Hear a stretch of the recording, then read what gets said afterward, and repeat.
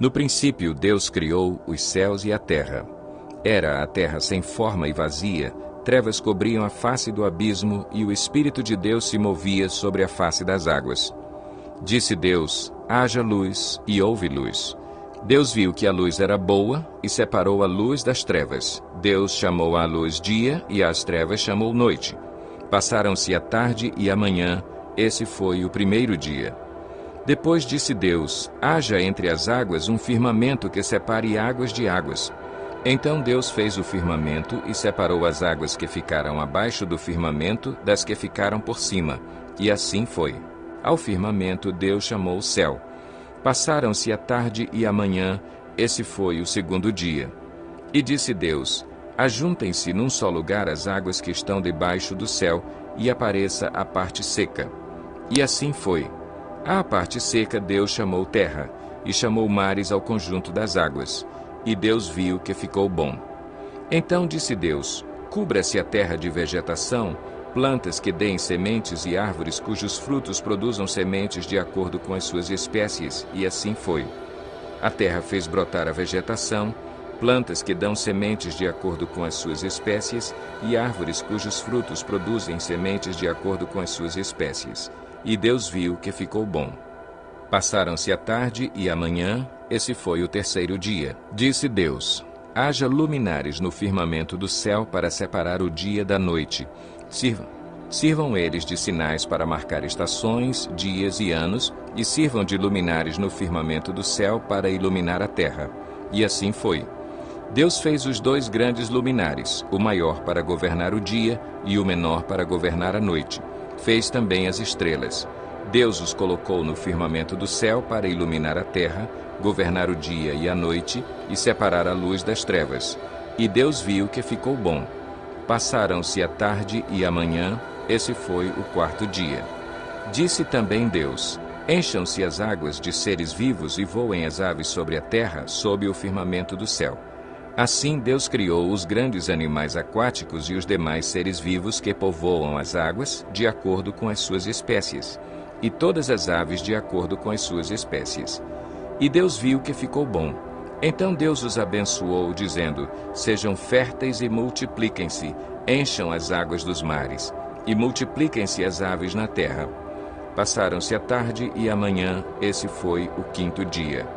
E disse Deus: produza a terra seres vivos de acordo com as suas espécies, rebanhos domésticos, animais selvagens e os demais seres vivos da terra, cada um de acordo com a sua espécie.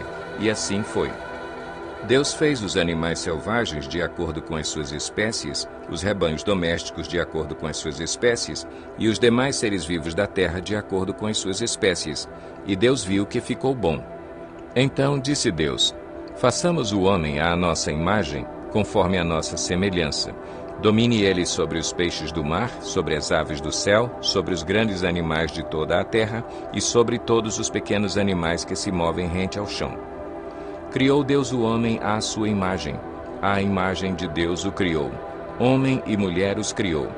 Deus os abençoou e lhes disse: sejam férteis e multipliquem-se, encham e subjuguem a terra, dominem sobre os peixes do mar, sobre as aves do céu e sobre todos os animais que se movem pela terra.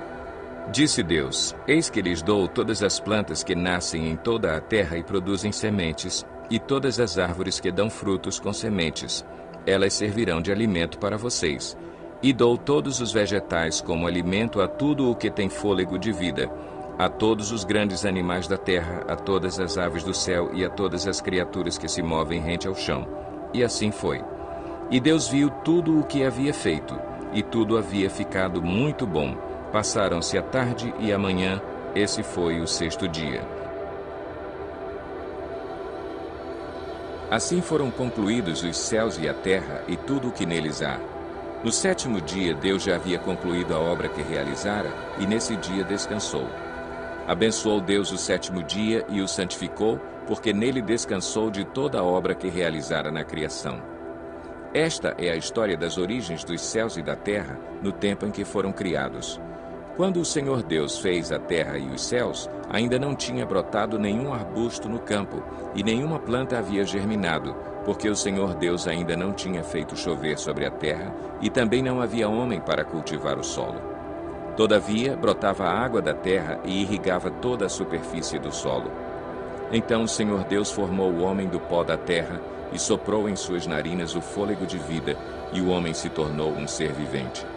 Ora, o Senhor Deus tinha plantado um jardim no Éden para os lados do leste, e ali colocou o homem que formara. Então o Senhor Deus fez nascer do solo todo tipo de árvores agradáveis aos olhos e boas para alimento. E no meio do jardim está a árvore do conhecimento do bem e do mal.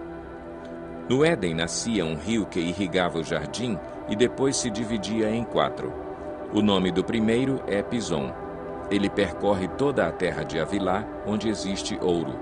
O ouro daquela terra é excelente. Lá também existem o bidélio e a pedra de ônix. O segundo, que percorre toda a terra de Cuxi, é o Gion. O terceiro, que corre pelo lado leste da Assíria, é o Tigre. E o quarto rio é o Eufrates. O Senhor Deus colocou o homem no jardim do Éden para cuidar dele e cultivá-lo. E o Senhor Deus ordenou ao homem: coma livremente de qualquer árvore do jardim, mas não coma da árvore do conhecimento do bem e do mal, porque no dia em que dela comer, certamente você morrerá. Então o Senhor Deus declarou: não é bom que o homem esteja só. Farei para ele alguém que o auxilie e lhe corresponda. Depois que formou da terra todos os animais do campo e todas as aves do céu, o Senhor Deus os trouxe ao homem para ver como este lhe chamaria. E o nome que o homem desse a cada ser vivo, esse seria o seu nome. Assim o homem deu nomes a todos os rebanhos domésticos, às aves do céu e a todos os animais selvagens. Todavia não se encontrou para o homem alguém que o auxiliasse e lhe correspondesse. Então o Senhor Deus fez o homem cair em profundo sono e, enquanto este dormia, tirou-lhe uma das costelas, fechando o lugar com carne. Com a costela que havia tirado do homem, o Senhor Deus fez uma mulher e a levou até ele. Disse então o homem: esta sim é osso dos meus ossos e carne da minha carne. Ela será chamada mulher, porque do homem foi tirada. Por essa razão, o homem deixará pai e mãe e se unirá à sua mulher, e eles se tornarão uma só carne. O homem e sua mulher viviam nus e não sentiam vergonha.